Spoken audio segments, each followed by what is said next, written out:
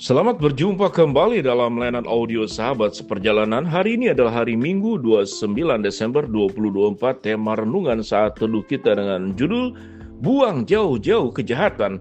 Firman Tuhan terambil dalam 1 Tesalonika pasal 5 ayat yang ke-15 sampai dengan ayat yang ke-18. Perhatikanlah supaya jangan ada orang yang membalas jahat dengan jahat, tetapi usahakanlah senantiasa yang baik terhadap kamu masing-masing dan terhadap semua orang. Bersukacitalah senantiasa, tetaplah berdoa, mengucap syukurlah dalam segala hal, sebab itulah yang dikehendaki Allah di dalam Kristus Yesus bagi kamu. Jangan padamkan roh, jangan anggap rendah nubuat. Mari kita berdoa. Bapa yang di dalam surga, suasana kami akan menutup tahun yang lama, memasuki tahun yang baru. Biarlah kami punya tekad untuk membuang jauh-jauh kejahatan dan membangun segala sesuatu yang terbaik untuk kemuliaan Allah. Dalam nama Tuhan Yesus kami berdoa, amin. Shalom sahabat seperjalanannya dikasihi Tuhan. Menjelang tutup tahun, saya masih ingat sekali khususnya dalam tahun Imlek dan kita adalah tahun Masehi saat sekarang. Maka orang tua saya punya kebiasaan untuk membersihkan semua rumah dari kotoran dan membuat rumah menjadi baru, ada taplak meja baru.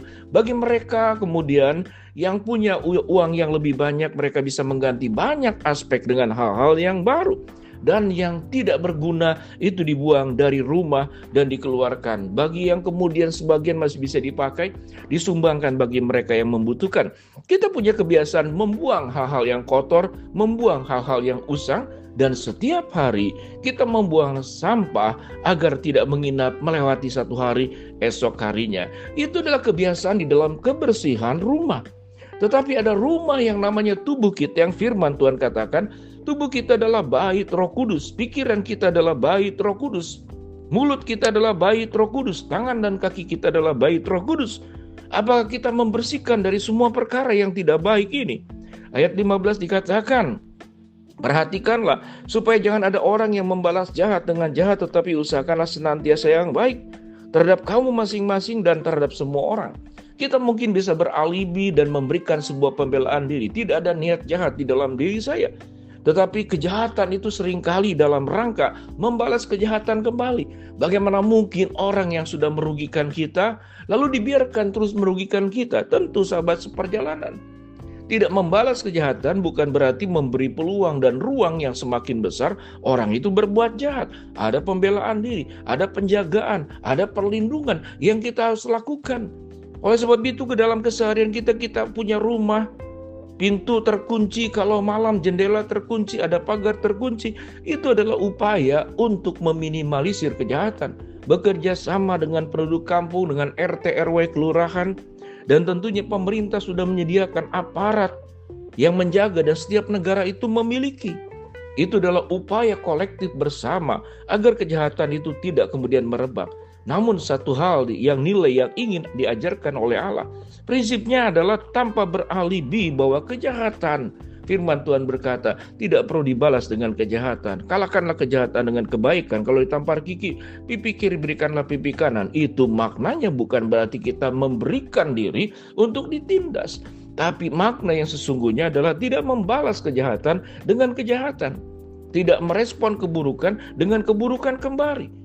Kalau orang berbuat jahat kemudian kita melakukan yang sama, lalu apa bedanya? Bedanya cuma dia pelaku pertama dan kita pelaku lanjutan. Kejahatan seringkali menjadi sebuah perlombaan estafet yang tidak pernah berhenti. Sehingga di dalam film-film, di dalam buku-buku, dalam komik-komik yang kita pelajari, ada yang namanya itu dendam 7 turunan, kemarahan 7 turunan. Sebuah keburukan yang kemudian kita tularkan kepada keturunan kita tidak pernah akan habis. Kita melihat bagaimana negara bangkit bangsa melawan bangsa. Sebagaimana catatan tentang kedatangan Tuhan. Akan terdengar deru perang, ada bencana, ada musibah. Kita melihat kalau itu memang alam yang berbicara, kita sulit untuk mengatakan dan menghambatnya.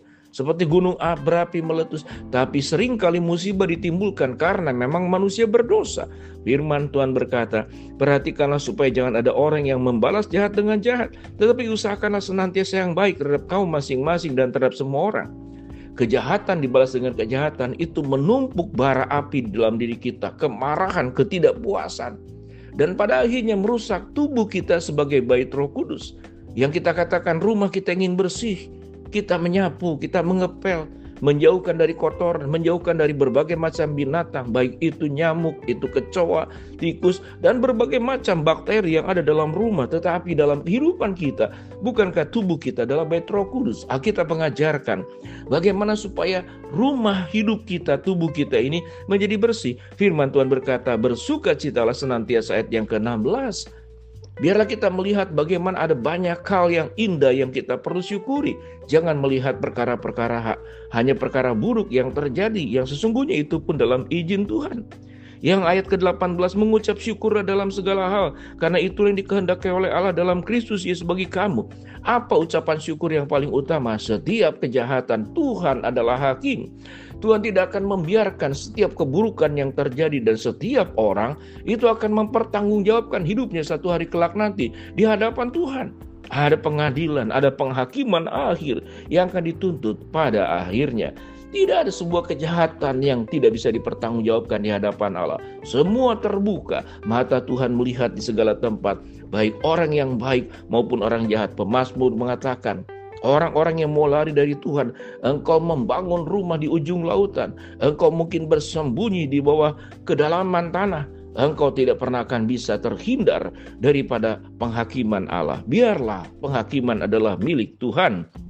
Ajar kita boleh bersyukur. Firman Tuhan berkata, ujilah segala sesuatu dan peganglah yang baik, jauhkanlah dirimu dari segala jenis kejahatan. Itu yang ada pada ayat yang kedua. Kesimpulannya adalah sewaktu kita tidak membalas kejahatan dengan kejahatan, kita sedang berbuat baik kepada diri kita sendiri. Kita sedang membersihkan hidup kita dari perkara-perkara. Kalau kita berbicara tentang ketidakadilan, kalau kita berbicara tentang kita dirugikan, maka yang timbul adalah membalas kejahatan. Tetapi kalau kita melihat ada Tuhan yang menghakimi, ada Tuhan yang memberikan pengampunan, kita pun seringkali tidak adil berlaku kepada Tuhan. Tatkala ada orang berlaku tidak adil kepada Tuhan, biarkanlah keadilan itu Allah yang menegakkan. Mari sebelum kita menutup tahun, kita memperbaiki diri, kita membuang jauh-jauh berbagai macam kejahatan, baik membalas kejahatan, apalagi berniat melakukan kejahatan, atau kejahatan-kejahatan yang sudah kita lakukan dalam ukuran kecil, sedang, bahkan sampai berat. Dalam pengampunan Tuhan, Tuhan akan pulihkan kita. Mari kita pastikan memasuki tahun yang baru, kita sudah memasuki sebuah kehidupan di mana tubuh kita, rumah kehidupan kita, itu sudah dibersihkan dari berbagai macam hal.